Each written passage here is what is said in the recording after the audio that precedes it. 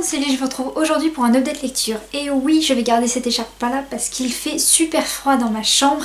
On a un problème avec le chauffage depuis le week-end dernier. Il fait hyper froid. Et aussi, excusez ma tête de fatiguée parce que je vous tourne cette vidéo là. Nous sommes mardi, excusez-moi, lundi.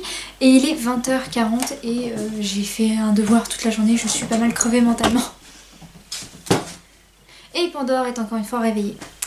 Voilà. Normalement, je l'ai un petit peu éduquée vite fait avec le trépied, donc logiquement, elle aurait pu trop revenir dessus, enfin pas autant qu'elle le fait d'habitude. Le premier roman que j'ai à vous présenter, il s'agit du tome 2 de Georgiana Kincaid de Richelle Mead, donc Succubus Night. Alors dans ce roman, nous reprenons les aventures de Georgiana Kincaid, donc qui est une succube et qui est également libraire. Dans ce roman-là, nous avons un ami de Georgiana du passé qui arrive en fait un soir, il vient lui rendre visite et on en apprend plus du coup sur la Georgiana qui était succube dans le passé, comment c'était lorsqu'il n'y avait pas toute la technologie, tout ça, comment elle se comportait. Et aussi il y a un petit problème du côté des collègues en fait à la librairie de Georgiana, et du coup elle va devoir un peu enquêter en fait sur ce qui se passe de leur côté. Alors j'ai bien aimé ce second tome parce que nous retrouvons donc Georgiana mais sous un jour un peu plus malicieux, moins fragile.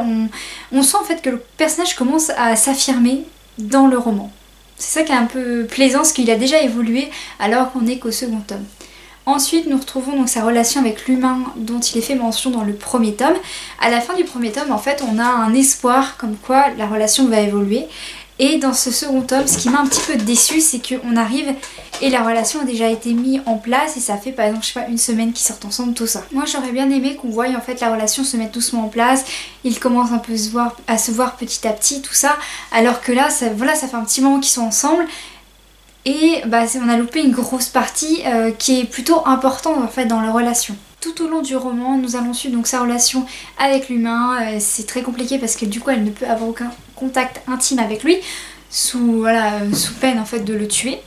Un autre fait que j'ai oublié de mentionner aussi dans le roman, c'est que en plus de l'affaire autour en fait de Doug, donc un des collègues à la librairie, nous suivons aussi donc je sais plus comment il s'appelle, son copain succube qui revient, non incube pardon, du coup c'est un homme, mais en fait son copain incube a une grande mission à effectuer en fait du côté des quartiers riches et il va en fait un peu, comment on dit déjà, il va ah je sais plus, il va pas emporter, il va entraîner voilà Georgiana avec lui dans ses magouilles pour séduire en fait une humaine. Du coup au fil de l'histoire nous allons voir comment leur relation évolue, leur complicité d'antan, les bonnes vieilles blagues que seuls eux en fait comprennent. Ils vont avoir vraiment une amitié sincère, et ce qui est particulier c'est que comme ce sont deux créatures en fait qui se nourrissent quand même de sexe, des contacts avec les humains, ils sont très très proches et pour eux c'est normal, il n'y a pas forcément de sentiments ou d'amour. C'est comme, ça m'a beaucoup fait penser vous savez aux relations que peuvent avoir les métamorphes au sein d'une meute. Ils ont besoin de se toucher, besoin d'être en contact avec les uns et les autres parce que ça les réconforte, et là ils fonctionnent de la même manière alors que c'est quand même une succube et un incube, donc les deux sexes opposés. Et il y avait quand même ce côté fraternel, ce côté de lien qu'on ne peut expliquer mais qui est quand même là.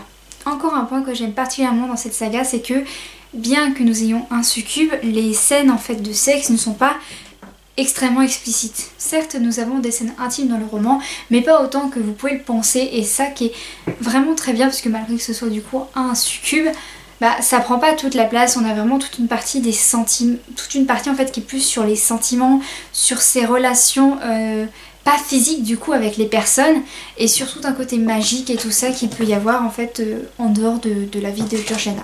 Encore une fois, si vous ne connaissez pas cette saga, je vous invite à foncer dessus parce que elle est vraiment bien, et je pense que je vais vraiment essayer de me lire la suite parce qu'elle réserve pas mal de surprises et j'ai envie de voir en fait comment le personnage va évoluer, parce que déjà elle a évolué dans ce second roman, alors comment ça va être pour la suite. Le second roman que j'ai à vous présenter, il s'agit d'une romance de bail littérature homosexuelle et il s'agit de L'Appel du renard, le tome 1 de Charlie Reinhardt. J'ai eu du mal à prononcer son nom de famille. Et donc ce roman il est paru en fait l'année dernière, et j'avais lu la 4ème de couverture je crois, et je l'avais pas pris, je ne sais plus du tout pourquoi. Mais en discutant en fait avec une des lectrices sur mon groupe qui lisait un roman où il y aurait potentiellement en fait une romance entre deux garçons, ça m'a donné envie de relire de la romance homosexuelle et je m'étais dit bah, j'ai jamais lu en fait L'appel du renard et du coup j'ai foncé et je ne suis pas du tout déçue. Dans ce roman, nous suivons Alexander, ancien lieutenant qui faisait ses armes en fait en Afghanistan et qui revient dans une petite ville tranquille du Wyoming.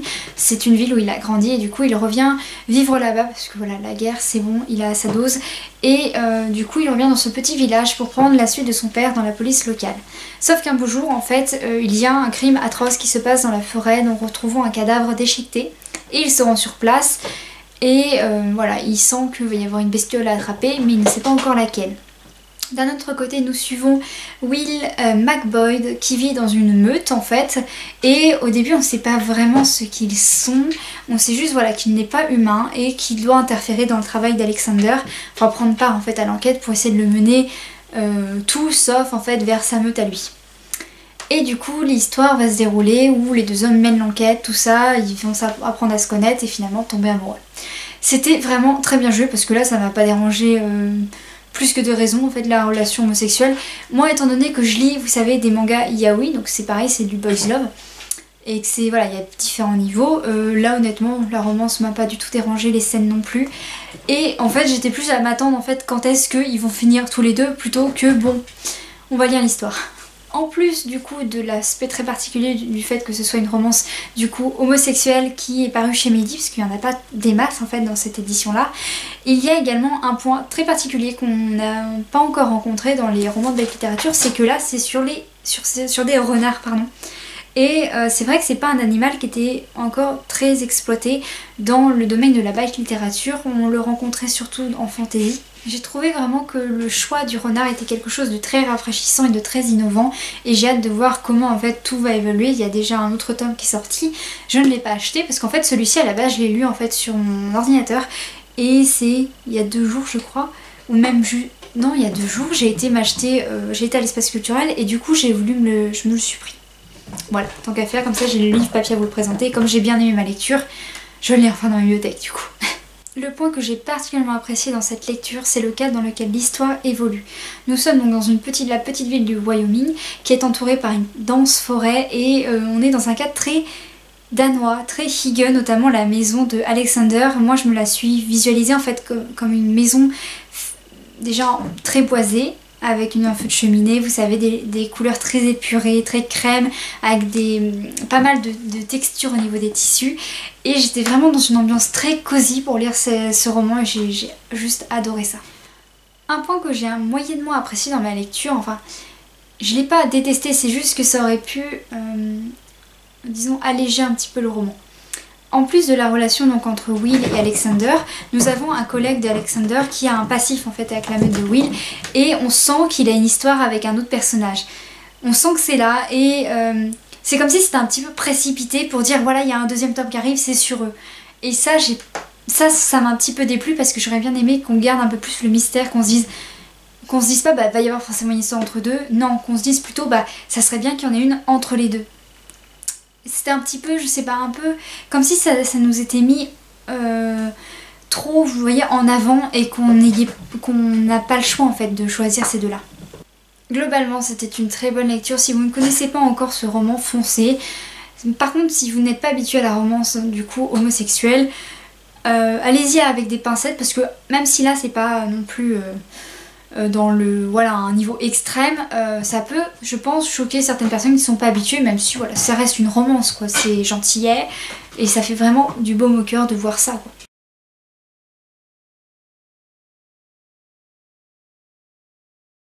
Je conseille vivement Les Loups de Riverdance pour son histoire, néanmoins contrairement à L'Appel du renard, même si vous n'êtes pas du tout habitué, si vous n'êtes pas habitué à l'homosexualité dans les romances en fait de belle littérature, je ne vous le conseille pas parce que du coup lui par contre il a un autre niveau et là du coup il vaut mieux avoir lu une ou deux histoires avant de s'attaquer à celle-ci. Le 4e roman que j'ai lu, il s'agit d'un roman graphique, il s'agit du cahier de The Art of Alice Manos Return. Alors ce roman, j'attendais avec impatience de pouvoir le feuilleter, de pouvoir l'étudier parce que le jeu vidéo c'est l'un de mes jeux vidéo préférés et j'adore néanmoins surtout les graphismes et la manière dont ils ont illustré les personnages de l'œuvre de Lewis Carroll d'une manière très gore, très sombre et très mystérieuse. J'explique un petit peu le jeu vidéo en fait, comment... Voilà, de quoi il parle. Nous avons donc Alice Liddell que voici, qui a les cheveux noirs, les yeux soit verts soit noirs, ça dépend des moments.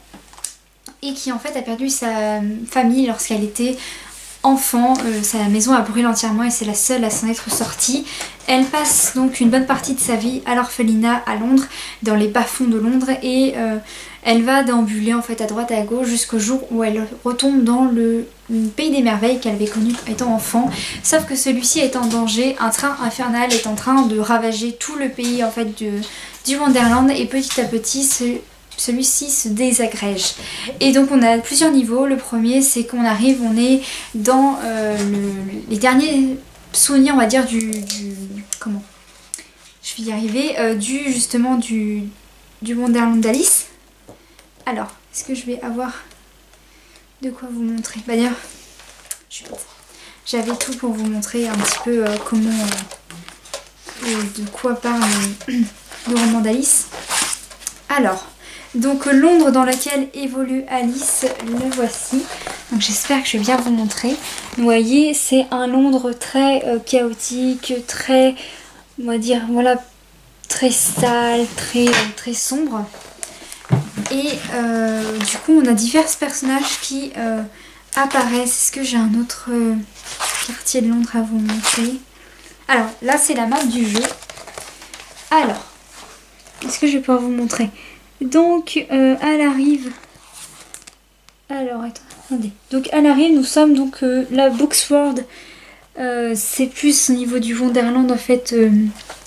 Donc quand ça commence. Ensuite on a le domaine du Chapelier. Ensuite, en fait, c'est pas dans l'ordre. On a le jardin du... comment il s'appelle déjà?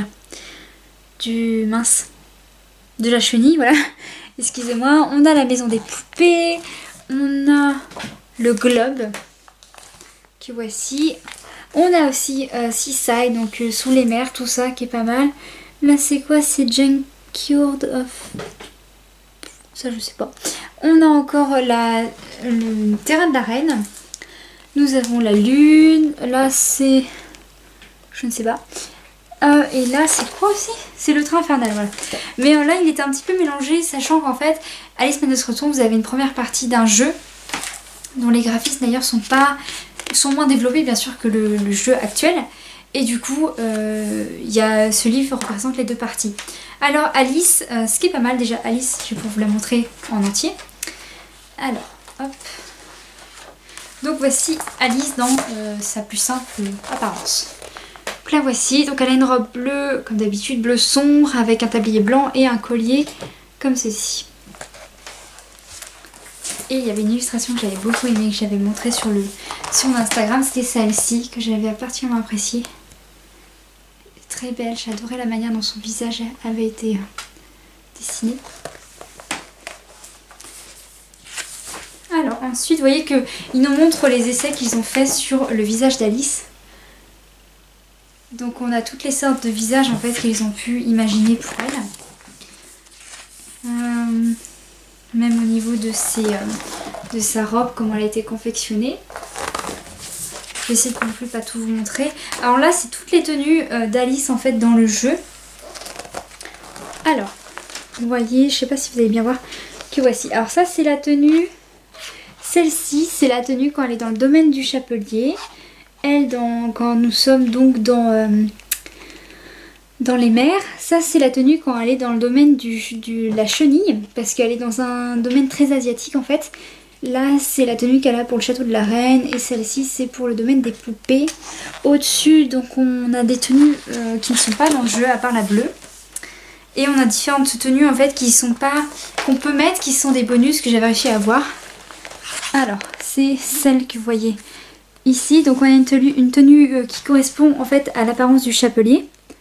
On a la tenue qui correspond au chat du Cheshire. On a celle qui correspond en fait à la tenue de la reine, qui est un espèce de groupement de tentacules et de chair bizarre. Ça m'a fait beaucoup penser, vous savez, à la robe que porte Lady Gaga à un moment donné, qui est en jambon, je crois. C'est trop chelou. Et celle-ci, donc pour... Est-ce que je vais bien vous montrer? Non, je vous montre pas bien. Alors, voilà. Et celle-ci, c'est pour l'échiquier. Et celle-ci, c'est pour la chenille bleue. Et nous avons également pour le livre de Mars. Alors, c'est physique. Alors, Alice peut également, dans le jeu, se mettre en mode hystérie. Ou alors, elle est invincible, tout ça. Et ses mouvements sont géniaux. Je vous montre pas l'image parce que quand même, il faut garder un peu de mystère. On a des pages aussi avec les mouvements de combat d'Alice.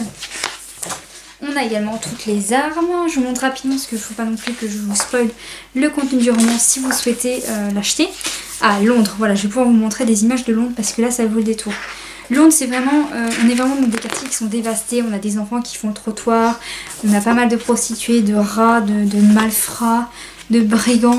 Ils ont tous des allures très particulières. Est-ce que j'ai, voilà.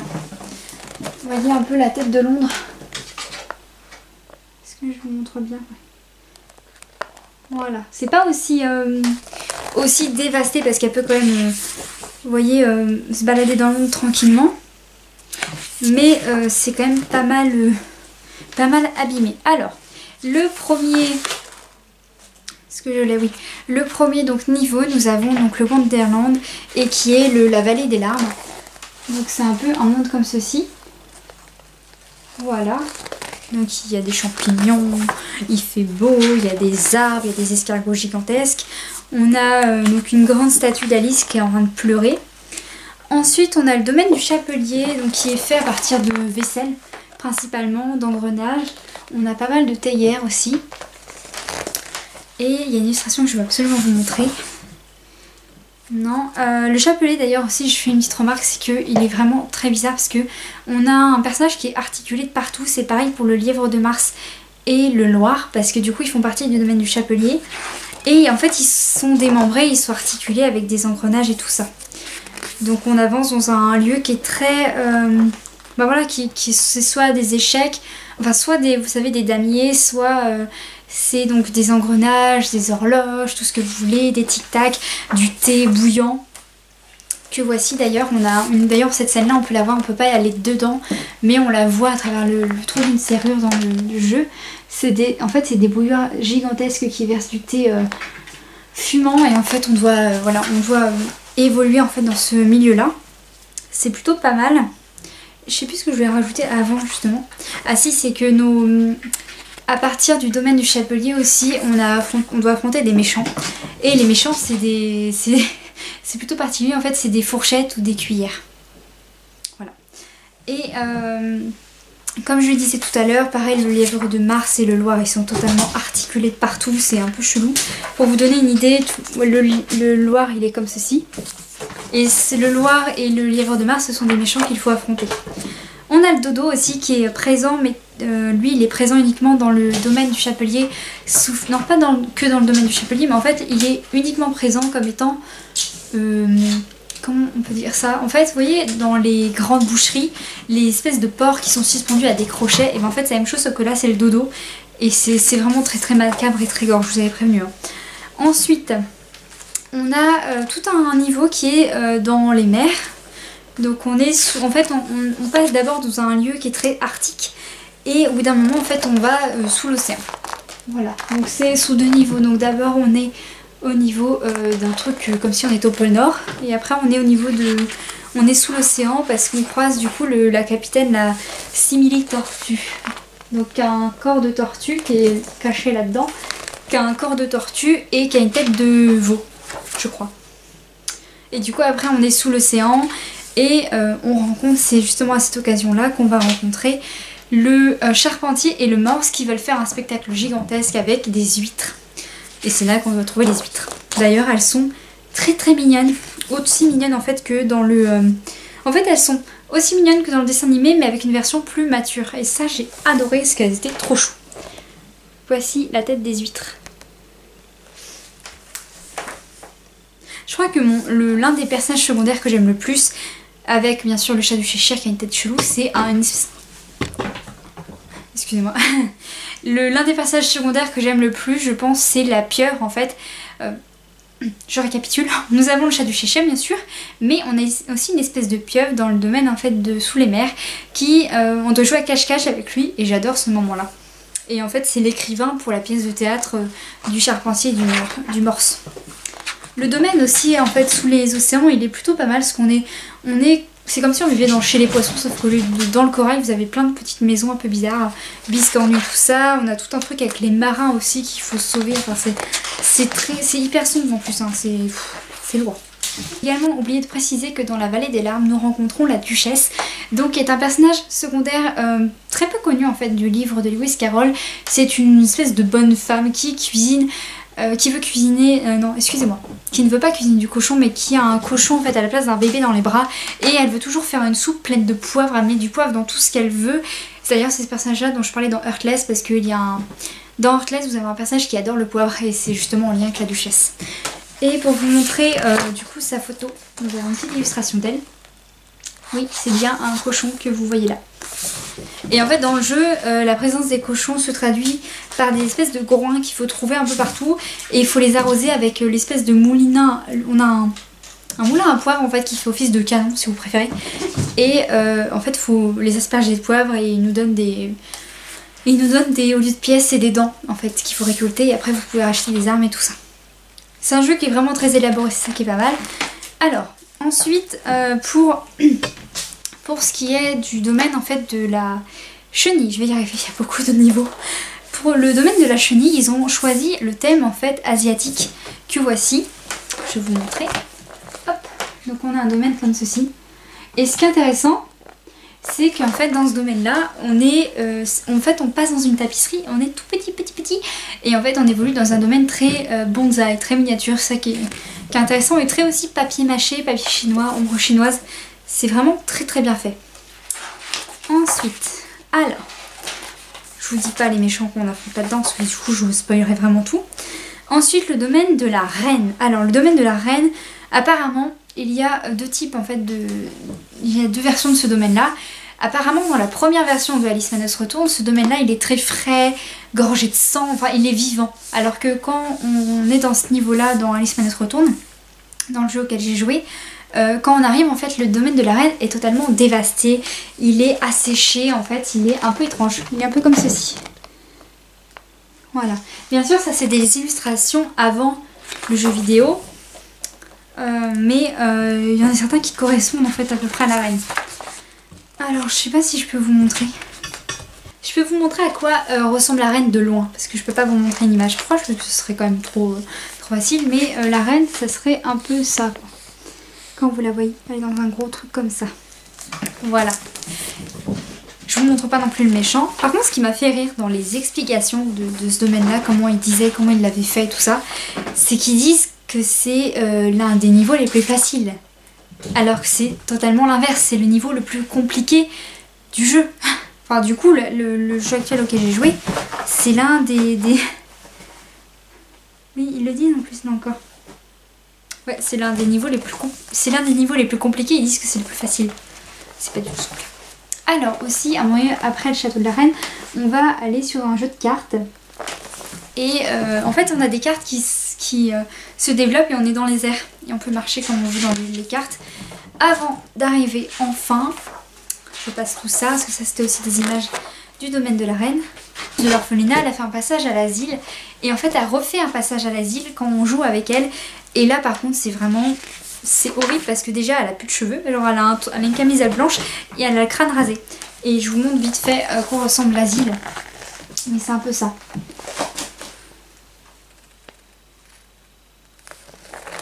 C'est un truc vraiment, c'est frissonnant en fait comme jeu, ça vous file des frissons. Alors ensuite nous avons le domaine des poupées qui lui est pas mal flippant parce que vous avez des enfants qui sont, voilà. Faut pas avoir peur des poupées quand on joue à ce jeu, surtout à ce niveau. Mais c'est un niveau que j'ai partiellement apprécié pour ses graphismes parce qu'on est sur le thème de l'enfance mais tourné en macabre. On a vraiment des petits jeux d'enfants mais c'est n'importe quoi et j'aime beaucoup, j'ai adoré. Je sais pas si je peux vous en montrer quelques-uns sans trop vous spoiler. Ah, pousse-toi, non, Pandore, pousse-toi. Je peux vous montrer, je pense, l'un des monstres qu'on doit affronter. Non, je vais vous montrer un truc qui est pas dans le jeu, qu'on voit peut-être en illustration dans le jeu. Mais en fait,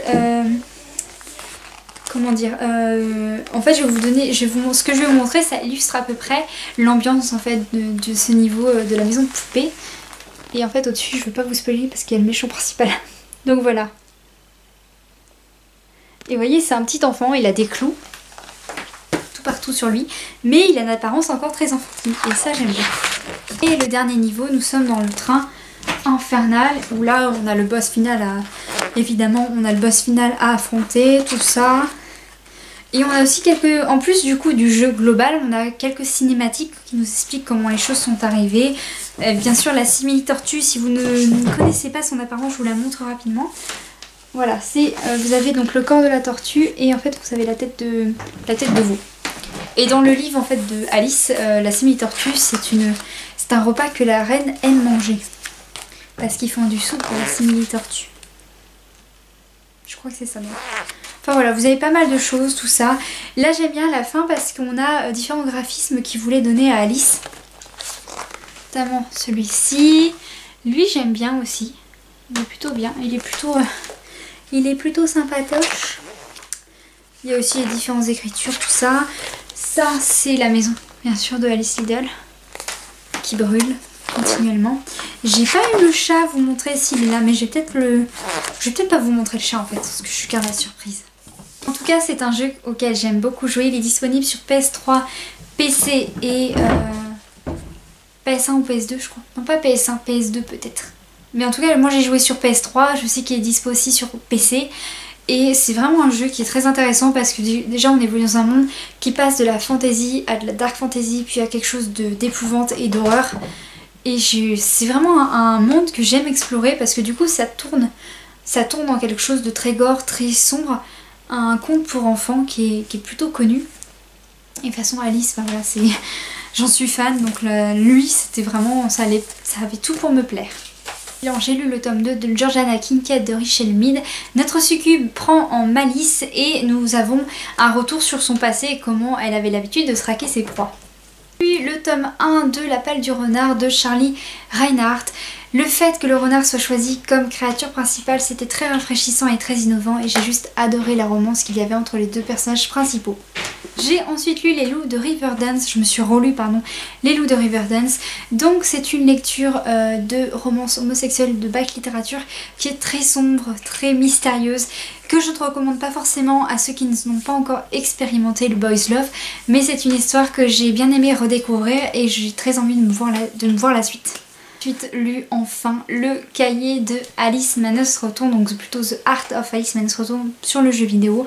J'ai pris énormément de plaisir à contempler les dessins, les illustrations, toutes les esquisses qui ont mené en fait au graphisme du jeu, comment ils l'ont réalisé, quelles étaient leurs idées de base. Et c'est un jeu vidéo que je vous recommande énormément. Vous pouvez maintenant terminer, j'espère qu'elle vous aura plu. N'hésitez pas à vous abonner à ma chaîne ou à cliquer sur la cloche juste en dessous pour être prévenu d'une nouvelle vidéo. Vous pouvez également me trouver sur Facebook ou sur Instagram. Je vous dis à bientôt et vous souhaite une très bonne lecture.